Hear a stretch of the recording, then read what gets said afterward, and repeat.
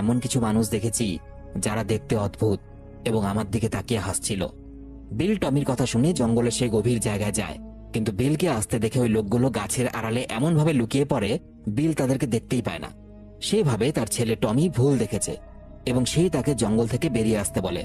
কিন্তু কিছু দূর আসার পর পেছন ফিরে তাকালে বিল আর টমিকে দেখতে পায় না। জঙ্গলের সেই জায়গায় যা অ্যামাজনের এত বড় আর ঘন জঙ্গলে টমিকে সে হয়তো সারা জীবনের জন্য হারিয়ে ফেলেছে। কালের নিয়মে কেটে যায় এরপর 10-10টা বছর। বিল যে বাঁধের কাজ নিয়ে এই জায়গায় এসেছিল তা প্রায় শেষের দিকে, কিন্তু তার ছেলে কিন্তু এখনো ফেরেনি।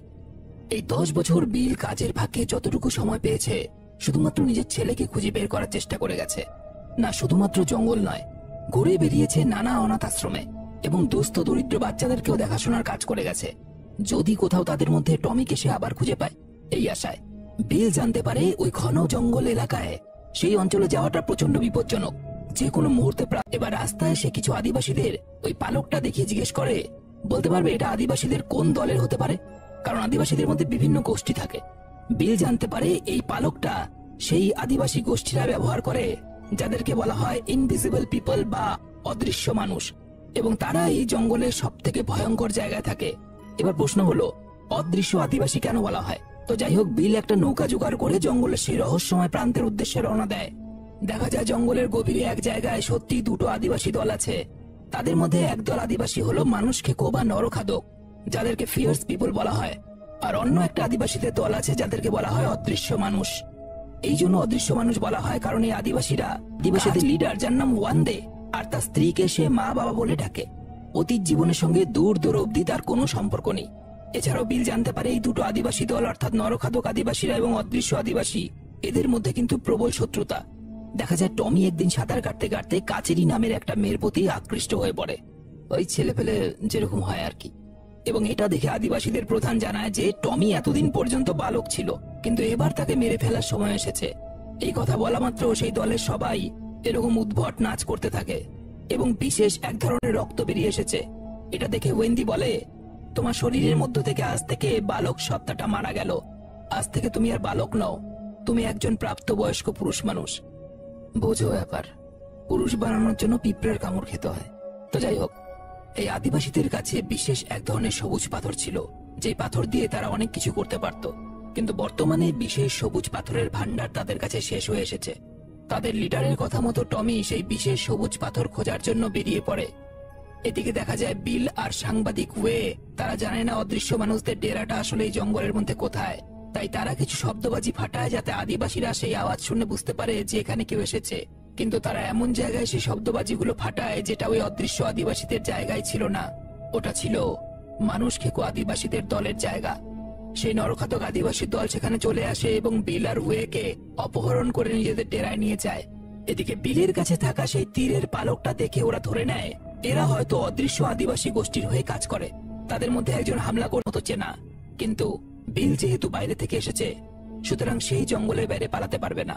বিল প্রাণ বাঁচিয়ে তাদের হাত থেকে তবুও পালানোর চেষ্টা করে, কিন্তু এই আদিবাসীদের নজরে এড়িয়ে পালানোটা সত্যি অসম্ভব। একসময় তারা বিলকে ধরেও ফেলে এবং ভীষণভাবে ঘায়েলও করে দেয়। কিন্তু একসময় একটা ঢালু জায়গায় এসে ডাল সামলাতে না পেরে বিল ওপর থেকে গড়াতে গড়াতে একটা বিশাল ঝর্ণার পাশে একটা নদীতে এসে পড়ে। ঘটনাক্রমে সেই সময় কিন্তু টমিও সেখানে এসে পৌঁছায়, কারণ সেই সবুজ পাথর খুঁজতে সে বেরিয়েছিল। বিল টমিকে দেখে বুঝতে পারে এটাই তার হারিয়ে যাওয়া ছেলে, সেই একই মুখ, সেই একই চোখ, এবং টমিকে দেখেও মনে হয় সেও যেন বিলকে কোনোভাবে চিনতে পেরেছে। অতীতের কিছু কথা তার মনে পড়ে যায়। আমি তোমার বাবা, তোমার মায়ের নাম জিন। আমরা তোমাকে খুঁজে পাওয়ার আশায় এতগুলো বছর ধরে অপেক্ষা করছি। তুমি কি আমাদেরকে একদমই ভুলে গেছো? টমি জানায়, এখন আমাকে কেউ টমি করে ডাকে না, আমার নাম টমে। আর তোমার আর মায়ের মুখ কি আমি ভুলতে পারি বাবা? আমি মাঝে মাঝে এখনো স্বপ্নে তোমাদের দেখতে পাই। আজকে তুমি আমার সামনে দাঁড়িয়ে আছো। এই বলে বিলকে নিয়ে সেই নিজেদের আস্থানায় ফিরে যায়, কারণ বিলের খুব তাড়াতাড়ি চিকিৎসার দরকার। অনেক চেষ্টার পর ওয়েন্দি কিন্তু বিলকে সুস্থ করে তোলে। বিলের জ্ঞান এলে সে ওয়েন্দিকে জিজ্ঞেস করে, কেন তুমি সেদিন আমার ছোট ছেলেটাকে অপহরণ করে নিয়ে এসেছিলে? ওয়েন্দি বলে, সত্যি এই প্রশ্নে কোনো উত্তর আমার কাছে জানা নেই। সেদিন কেন জানি না ওই বাচ্চাটার হাসি দেখে আমার মনে হয়েছিল ওকে শহরের মানুষদের থেকে রক্ষা করা উচিত, কারণ আমরা শহরের মানুষদেরকে প্রচন্ড ঘৃণা করি। শহরের মানুষেরা উই পোকার মতো। গোটা পৃথিবীতে গাছপালা নষ্ট জিনিস পাওয়ার পরও তাকে হারিয়ে ফেলা, সেটার বেদনা আর এক। স্বাভাবিকভাবেই বিল প্রচন্ড ভেঙে পড়ে। সে তো তার ছেলেকে খুঁজে পাওয়ার আশা ছেড়েই দিয়েছিল। আজকে খুঁজে পাওয়ার পরেও তাকে নিয়ে যেতে পারছে না। তার ছেলে টমি আর আগের মতো নেই, তার সবকিছু পাল্টে গেছে। পরের দিন টমি এবং সেই মেয়েটা, যার নাম কাচিরি, তাদের বিয়ের অনুষ্ঠান হয়। তো যাই হোক, অনুষ্ঠান শেষ হওয়ার পর বিল জানায় সে নিজের বাড়িতে নিজের পরিবারের কাছে ফিরে যেতে চায়। বিলের ইচ্ছে মতো ওয়েন্ডি, টমি এবং বাকি ছেলেরা এসে বিলকে শহরের কাছে পৌঁছে দিয়ে যায়। কিন্তু ফেরার পথে তাদের আস্তানার দিকে দাউ দাউ করে ধোঁয়া উঠতে দেখে তারা। সবাই তাড়াতাড়ি ছুটে গিয়ে দেখে তাদের আস্তানার মধ্যে কোনো পুরুষ নেই। তাদের আস্তানায় আক্রমণ করে কেউ বা কারা বয়স্ক মহিলাগুলোকে গুলি করে মেরে ফেলেছে আর অল্প বয়সী মেয়েদেরকে অপহরণ করে নিয়ে গেছে। বিল তার বন্দুকটা এক নরখাদক আদিবাসীকে মারার জন্য তার দিকে ছুড়ে দিয়েছিল এবং টমের সাথে পালিয়ে এসেছিল। এরপর দেখা যায় নরখাদক আদিবাসীদের দলটা ওই বন্দুকটা সাথে করে নিয়ে যায় এবং সত্যিই তারা প্রথমে বন্দুকটা চালাতে পারছিল না, কারণ তারা তো কখনো বন্দুক দেখেনি। এমনকি বন্দুক চালাতে গেলে যে গুলির দরকার হয় সেই বিষয়েও তাদের কোনো জ্ঞান ছিল না।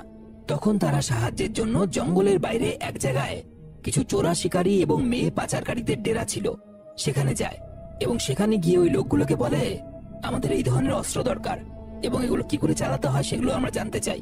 তার পরিবর্তে ওই লোকগুলো আদিবাসীদেরকে শর্ত দেয়, আমরা তোমাদেরকে অস্ত্র দেব, কিন্তু তার পরিবর্তে তোমাদের গ্রাম থেকে কিছু মেয়ে এনে আমাদেরকে দিতে হবে, যাতে শরীর বেচে আমরা ব্যবসা করব। এবং এই কারণেই সুযোগ বুঝে নরখাদক আদিবাসীরা ওয়েন্ডিদের বাসস্থানে হানা দেয় এবং সেখানে বয়স্ক মহিলাগুলোকে মেরে বাকি মেয়েদেরকে তুলে নিয়ে যায় বিক্রি করার জন্য।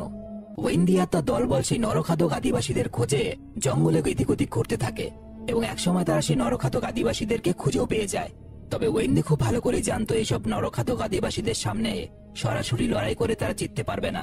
তাই ওয়েন্ডি সূর্য ডোবার অপেক্ষা করতে না শুনে ওই নারী পাচারকারীরা বাইরে বেরিয়ে আসে আর তারা বুঝে যায় আদিবাসীদের দলের মেয়েদেরকে যেহেতু তারা বন্দী করে রেখেছে, সুতরাং আদিবাসীরা এখানে এসে পৌঁছেছে তাদের উদ্ধার করার জন্য। তারা নরখাদক আদিবাসী দলের লোকগুলোকে ওয়েন্ডিদের পেছনে লেলিয়ে দেয় এবং ওরা জঙ্গলে ঢুকে ওয়েন্ডিদের দলের অনেককেই গুলি করে মেরে ফেলে। ওয়েন্ডিও তাদের গুলিতে আহত হয়। এটা দেখে টমি রেগে গিয়ে নরখাদক আদিবাসীদের প্রধানকে তীর ছুঁড়ে মারে এবং কোনো মতে তাদের দলের অবশিষ্ট লোকজনদের নিয়ে সেখান থেকে পালিয়ে যায়। ওয়েন্ডি মারা যায় এবং টমি ঠিক করে এর প্রতিশোধ নেবই। কিন্তু সব থেকে বড় বাধা হলো এই যে নরখাদক আদিবাসীদের কাছে কিন্তু এখনো অস্ত্র আছে, কিন্তু টমিদের কাছে শুধুমাত্র তীর-ধনুকই সম্বল। টমির মনে পড়ে তার বাবা বিলের হাতেও সে একটা বন্দুক দেখেছিল, সুতরাং হয়তো তার বাবা বিল তাদেরকে সাহায্য করতে পারে।